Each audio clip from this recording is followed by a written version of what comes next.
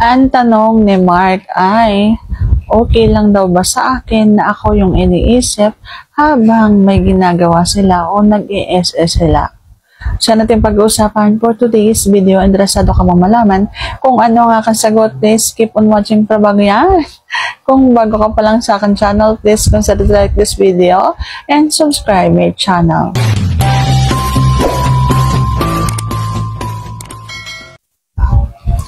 Okay nga lang ba sa akin na ako yung iisipin nyo habang may ginagawa kayo sa sarili ninyo?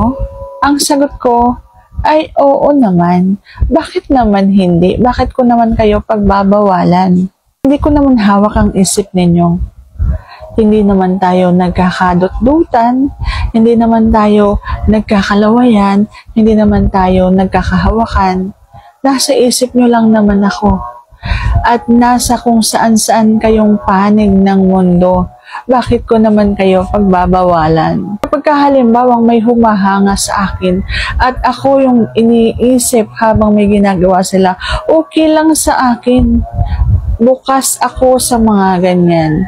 Yung iba siguro ayaw nila, yung iba masyado silang makasarili. Ako kasi okay lang. Okay lang kasi hindi ko naman kayo kilala. Hindi ko naman kayo nakikita. Hindi nyo naman ako nahahawakan. Hindi nyo naman ako nalalawayan. Iisipin nyo lang naman ako, bakit ko naman kayo pagbabawalan? Okay, hindi ko alam sa ibang mga babae, pero para sa akin, okay lang na iisipin nyo ako. Walang magbabawal sa inyo. Okay, isipin nyo ako palagi. At panoorin nyo ako palagi. So, saan nasagot ko ng tama ngayong tanong? And if you like this video, please consider to like this video and subscribe my channel. Thank you for watching. See you on my next vlog.